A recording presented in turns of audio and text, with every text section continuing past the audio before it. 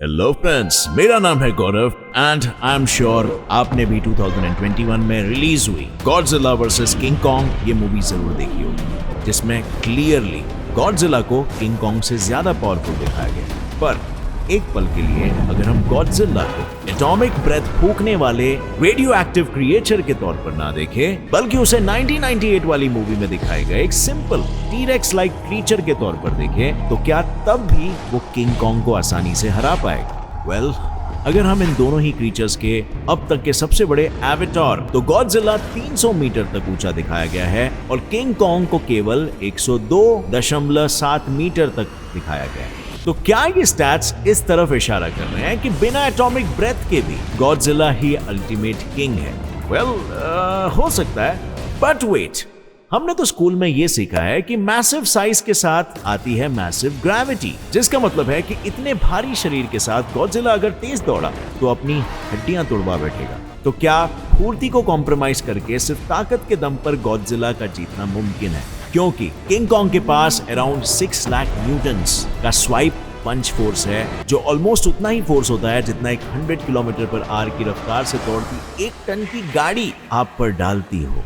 तो अगर king Kong मौका देखकर सही समय पर इस फोर्स का इस्तेमाल करे तो गॉडजिला के थोबड़े का डिस्प्ले बदल सकता है। सो क्या किंग कॉन्ग अपना ये सबमिशन मूव अटेम्प्ट करके गॉडजिला को खत्म कर पाएगा? वेल, अपनी अपनी साइडें चुन लो भाई लोग, क्योंकि आज हम गॉडजिला वर्सेस किंग कॉन्ग का अल्टीमेट शोडाउन करेंगे। दोनों के फाइट के साथ साथ उनके स्ट्रेंथ्स और उनके वीकनेसेस को साइंटिफिकली एनालाइज भी करेंगे और फाइनली एक विजेता उमड़ आएगा। इसीलिए अंत तक बने रहना इस वीडियो के। Let us get on with today's special episode of Godzilla versus king Kong. Indonesia Indian ocean में मौजूद वो छोटा सा देश, जिसके वेस्ट कोस्ट से बस कुछ ही किलोमीटर दूर सुमात्रा आइलैंड के साथ ही मौजूद है द मिस्टिकल स्कल आइलैंड, यानी वो आइलैंड जिस पर किंग कॉन्ग राज करता है। शाम के समय इसी आइलैंड पर जब कॉन्ग एक बेहतरीन दावत के मजे ले रहा था, तभी उसने एक गुर्राहट सुनी। पर वो आवाज किसकी थी? आई थिंक कॉन्ग जानता था, क्योंकि उसके शक्ल पर 12 बजे हुए हैं। कहीं ये उसका जानी दुश्मन गॉडजिला तो नहीं, जिसके साथ सदियों से उसकी दुश्मनी चली आ रही है? Oh no, is this going to end well? आज शायद खुदा न खास्ता इन दोनों में से किसी एक की बलि तो जरूर चढ़ने वाली। लेकिन यहाँ पर सवाल ये आता है कि इतनी बड़ी पृथ्वी पर गॉडजिला ने कॉन्ग का गांव जिला कैसे ढूंढ लिया? शायद ये हो सकता है कि ऑक्टोपस का शिकार करते वक्त कॉन्ग ने जो दहाड़ मारी थी ना, उसे सुन लिया हो और फिर उसकी दहाड़ और स्मेल का पीछा करते हुए स्कल आइलैंड तक पहुंच गया हो। पॉसिबिलिटीज अनगिनत है, क्योंकि एक ऑर्डिनरी सॉल्ट वाटर क्रोकोडाइल की ही सुनने और सूंघने की शक्ति इतनी स्ट्रांग होती है कि वो कई किलोमीटर दूर से भी अपने शिकार को लोकेट कर सकता है। तो गॉडजिला तो क्रॉक से ऑलमोस्ट 42 टाइम्स बड़ा रेप्टाइल है, और इसीलिए उसकी एनहांस्ड लोकेटिंग कैपेबिलिटीज तो और भी ज्यादा जस्टिफाइबल है। खैर, रीजन जो भी हो, कॉन्ग इस बिन बुलाए मेहमान को अपने इलाके में देखकर शायद खुश नहीं है, और इस टेंस माहौल से पता नहीं क्यों, लेकिन मेरे को तो ऐसा धक धक हो रहा है। चलो, यहाँ पर एटलीस्ट एक चीज अच्छी है कि इन दोनों के बीच अब जो भी होगा वो रिहायशी इलाकों से दूर स्कल आइलैंड पर होगा, और इसीलिए हम सभी चिल मारते हैं और पॉपकॉर्न के साथ इस रेसलिंग रीमैच का मजा लेते हैं। अब इससे पहले कि हम आगे बढ़े, मैं एक डिस्क्लेमर दे दूं कि इस वीडियो में जो भी न्यूमेरिकल फिगर्स हमने अभी तक दिए हैं या आगे देने वाले, वो गॉडजिला के केस में T rex and one of the largest living crocodilians यानी सॉल्ट वाटर क्रोकोडाइल्स से कंपेयर करके निकाले हैं। और वही अगर हम किंग कॉन्ग की बात करें तो उन्हें हमने गोरिल्ला से कंपेयर करके निकाले। दैट्स व्हाई ये अप्रॉक्सीमेट वैल्यूज है, पिन पॉइंट वैल्यूज नहीं, और इसीलिए दर्शक अपने विवेक से काम ले and don't blindly jump into conclusions. अब फ्रेंड्स, आगे बढ़ने से पहले मैं आपको एक इंटरेस्टिंग ट्रेडिंग प्लेटफॉर्म बायनमो के बारे में बताना चाहता हूं, जो प्ले स्टोर और ऐप स्टोर दोनों में मौजूद है, और इसमें आप अलग अलग एसेट्स जैसे कि गूगल, एप्पल, गोल्ड में ट्रेड कर सकते हो, और तो और आपको इसमें फॉरेन करेंसी जैसे कि यूरोस और डॉलर में भी 90% तक का प्रॉफिट मिल जाता है। इस प्लेटफॉर्म में आपको कोई भी एसेट चुनना है और फोरकास्ट करना है कि उसकी वैल्यू समय के साथ बढ़ेगी या नीचे जाएगी। जैसे फॉर एग्जांपल, मैं 700 रुपए का ट्रेड अप करता हूं कि इस एसेट की वैल्यू बढ़ेगी, और अब बस हमें कुछ समय का इंतजार करना है, एंड यस, मेरा फोकस सही निकला। अब ये अमाउंट आप आसानी से अपने बैंक अकाउंट या पेटीएम वॉलेट में विड्रॉ कर सकते हो। इसका मिनिमम डिपॉजिट 350 रुपीज है, लेकिन अगर आपने मेरा प्रोमो कोड यूज किया तो आपको डबल मिल जाएगा, यानी कि अगर आपने 400 रुपए डाला तो आपको डायरेक्टली 800 रुपए मिल जाएंगे। सो डिस्क्रिप्शन में दिया गया है लिंक, जाओ डाउनलोड करो बायनमो ऐप और डेमो अकाउंट में 65,000 रुपीज पाओ, जिससे आप trading practice, learning new skills and learning new strategies में यूज कर सकते हो। अब फ्रेंड्स, ये जानना जरूरी है कि किसी भी टाइप के ट्रेडिंग में आपका कैपिटल रिस्क पर होता है, और इसीलिए जब आपको अच्छा खासा एक्सपीरियंस हो जाएगा तभी आपका ज्यादा कैपिटल लगाओ, और इससे आपकी प्रॉफिटेबिलिटी और मनी अर्निंग स्किल भी बढ़ेगी। So click on the link in the description and go download Binomo now. I am a Binomist, are you? खैर, जैसे जैसे गॉडजिला स्कल आइलैंड के नजदीक आते जा रहा है, यूएस नेवी के कुछ वॉरशिप्स उसे कॉन्ग से दूर रखने के लिए बीच में आ जाते हैं, मगर गॉडजिला अब रुकने वाला नहीं है। वो शिप्स को रौंदता हुआ कॉन्ग की ओर बढ़ने लगता है, एंड दैट्स इट।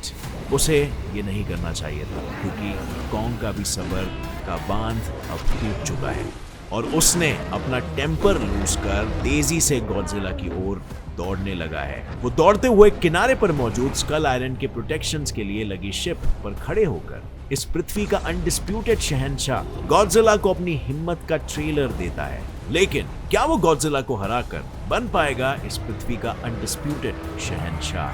वेल, यही तो होगी देखने वाली बात। तो सबसे पहले Godzilla, to have an element of surprise, समंदर के अंदर गोते लगाता है और अचानक से पानी के नीचे से कॉन्ग पर धावा बोल देता है, जिससे कॉन्ग के साथ साथ पूरी शिप भी पलट जाती है। ये गॉडजिला इसीलिए कर पाया क्योंकि क्रोकोडाइल्स और एलिगेटर्स की ही तरह गॉडजिला भी एक क्रोकोडाइलियन है, जिनकी आधी ताकत तो उनके पूंछ के मसल से आती है, जिससे वो पानी के बाहर काफी फोर्स के साथ उछल सकता है। ऊपर से गॉडजिला का 42,000 किलो का शरीर इस फोर्स को किसी क्रोकोडाइल या एलिगेटर से कई गुना बढ़ा देता है। लेकिन 1998 की मूवी में जो गॉडजिला दिखाया गया है, उसके हाथों का स्ट्रक्चर किसी चीज पर पकड़ बनाए रखने लायक नहीं था, जिसके कारण कॉन्ग के पास ये एक एडवांटेज है जो गॉडजिला के पास नहीं है।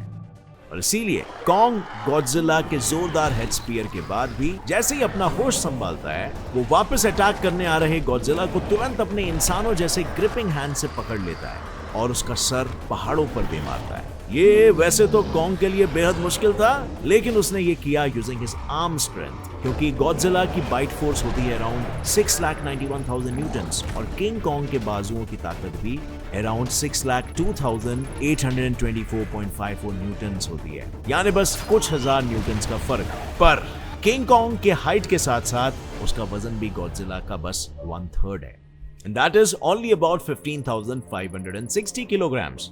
So हाइट और वेट दोनों में ही गॉडजिला से कमतर होने के कारण वो इजीली यहाँ शिकार बन सकता है, और शायद यही चीज कॉन्ग भी अपने इंसानों जैसे तेज चलते दिमाग की वजह से समझ चुका है, क्योंकि अब वो डिफेंसिव खेलने की कोशिश कर रहा है जो उसके एक्चुअल एग्रेसिव बिहेवियर के विपरीत है। बट वेट, कहीं ऐसा तो नहीं है कि वो सही समय आने का इंतजार कर रहा है ताकि अपने बाजुओं की फुल पावर के साथ गॉडजिला के वीक पॉइंट्स को निशाना बना सके? वेल, अगर ऐसा है तो ये प्लान तो बहुत अच्छा है, मगर इसे एग्जीक्यूट करते समय कॉन्ग की जान भी जा सकती है। मैं बताता हूँ कैसे। गॉडजिला के सभी नाजुक अंग जैसे कि थ्रोट, लंग्स, हार्ट, स्टमक और वो किसी मगरमच्छ की तरह ही होते हैं। उसके फ्रंटल या वेंट्रल साइड से ही एक्सेसिबल होते हैं, क्योंकि उसके पीठ पर पहले तो 2 मंजिलें ऊंची इमारत जितने स्कूट्स होते हैं, जिसे कांटे भी कहते हैं, जो अंदर से हड्डियों से बने होते हैं। और साथ ही गॉडजिला के स्क्यूट्स के नीचे होती है एक बेहद ही मोटी खाल, जो गॉडजिला के डोर्सल या बैक सरफेस को ऑलमोस्ट इम्पेनेट्रेबल बना देती है। ऊपर से कॉन्ग एक तरह का गोरिल्ला है, जिसके कारण ना उसके पास बड़े बड़े क्लॉज है और ना ही बड़े बड़े दांत। मतलब लिटरली उसके सिर्फ 8 फीट लंबे कैनाइन्स गॉडजिला का क्या ही उखाड़ देंगे। और तो और कॉन्ग अगर अपने दांतों का जलवा दिखाने के लिए गया ओवर कॉन्फिडेंस में गॉडजिला के ज्यादा करीब, तो फिर एक तरफ होंगे गॉडजिला के 14.3 फीट लंबे आरी जैसे तेज दांत, दूसरी तरफ होगी किंग कॉन्ग की सॉफ्ट फर के नीचे मौजूद उसकी कोमल और नाजुक त्वचा। और इसीलिए कॉन्ग अपने कंपैरेटिवली तेज दिमाग का इस्तेमाल करके एक नई स्ट्रैटेजी अपनाता है, और सबसे पहले तो गॉडजिला के मुंह से जितनी हो सके उतनी दूरी बनाकर रखने की कोशिश करता है। ताकि इस खलबली में खुद के खली जैसे शरीर की बलि न चढ़ जाए। लेकिन इस पूरे झमेले में उसने एक चीज पर तो ध्यान ही नहीं दिया। उसने गॉडजिला के दांतों पर फोकस करने के चक्कर में उसकी पूंछ को पूरी तरह से नजरअंदाज ही कर दिया, जिसकी वजह से गॉडजिला की पूंछ का एक जोरदार फटका कॉन्ग के सीधा पीठ पर पड़ता है और वो जमीन पर लेट जाता है। That was indeed a brutal hit. So, क्या हुआ भाई लोग, गेम खत्म? Well, नहीं। अगर ये हथौड़े जैसे पूंछ का फटका कॉन्ग की पीठ की जगह उसके गर्दन पर पड़ता तो शायद गॉडजिला की पूंछ को नजरअंदाज करने वाली ये गलती उसकी जिंदगी की आखिरी गलती साबित होती। पर गॉडजिला एक क्रोकोडाइलियन होने के कारण वो समझदार तो है मगर साथ ही इम्पेशेंट और एग्रेसिव, जिसके कारण उसने अब तक कॉन्ग्स पर जितने भी अटैक किए हैं उनमें से एक भी अटैक को प्रॉपरली टाइम करके या प्रेसिजन से लैंड नहीं करवाया। इसी चीज का फायदा उठाते हुए कॉन्ग वापस उठ खड़ा होता है और पास ही पड़े एक टूटी हुई शिप के मलबे में से रोटर ब्लेड उठाकर गॉडजिला के मुंह पर दे मारता है। और यही तो खूबसूरती है इंसानी हाथों की कि आपको पास जाकर अटैक करने की जरूरत नहीं होती। ऐसे हाथों से पत्थर, पेड़ या रोटर ब्लेड जैसे किसी भी भारी भरकम चीज को एक हथियार के तौर पर इस्तेमाल किया जा सकता है और इसीलिए बंदर इतने ब्यूटीफुली इवॉल्व हो पाए हम ह्यूमंस में। लेकिन ये वक्त हाथों को निहारने का नहीं है। कॉन्ग को जल्दी से कुछ करना होगा क्योंकि बस एक रोटर ब्लेड का वार गॉडजिला जैसे बड़े जीव को रोकने के लिए काफी नहीं है। इसीलिए कॉन्ग तेजी से एक्ट करता है और एक पेड़ उठाकर उसे क्रिकेट बैट की तरह गॉडजिला के मुंह पर स्विंग करता है, जिससे गॉडजिला का दिमाग कुछ देर के लिए चकराने लगता है और फिर इससे पहले कि गॉडजिला पूरी तरह से अपनी बॉडी पर कंट्रोल पा ले, कॉन्ग अपने 6 लाख न्यूटन्स की पंच फोर्स के साथ उसके मुंह पर एक फाइनल जोरदार ब्लो देता है, जिससे गॉडजिला पूरी तरह अनकॉन्शियस हो जाता है एंड गेम ओवर। गॉडजिला का हेल्पलेस शरीर जोर से जमीन पर आ गिरता है और कॉन्ग फाइनली बन जाता है पृथ्वी का अल्टीमेट विजेता। सो भाई लोग, ये विक्ट्री अनएक्सपेक्टेड थी, राइट? लेकिन यहाँ पर गॉडजिला इतना ताकतवर क्रीचर होने के बावजूद भी कैसे हारा? वेल, वो इसीलिए क्योंकि उसके पास बड़ा शरीर, बड़े दांत, बड़ी हाइट और बड़ी ताकत तो जरूर थी, मगर जिस चीज की कमी थी वो थी एजिलिटी और कॉन्ग की ऑलमोस्ट ह्यूमन लाइक इंटेलिजेंस। जितनी देर में गॉडजिला एक वार करने के लिए अपने भारी शरीर को पोजीशन में ला पाता है, उतनी देर में किंग कॉन्ग अपने छोटे शरीर के करीबन 5 वार करने की कैपेसिटी रखता है और यही वजह है कि वो इस रीमैच का अनडिस्प्यूटेड विजेता बन गया। सो वालों, आपका क्या कहना है इस रीमैच को लेकर? और इस रीमैच में कॉन्ग के जीतने के जो भी रीजंस हमने बताए हैं, क्या आपको वो वैलिड लगे? या इस फेस ऑफ में ऐसी कोई और चीजें थी जो आपको लगा गॉडजिला के फेवर में ज्यादा है? लिखिए अपनी राय नीचे कमेंट सेक्शन में। मेरे हिसाब से intelligence Trump strength. Comment down below आपकी राय। और अगर इस वीडियो से कुछ भी नया सीखने मिला तो एक लाइक जरूर ठोकना। Get set fly science channel को अभी सब्सक्राइब कर लो और बेल नोटिफिकेशन दबा दो ताकि आगे आने वाली हमारी कोई भी वीडियो की अपडेट आप मिस ना कर सको। With that said, as always friends, stay curious, keep learning and keep growing. Jai Hind!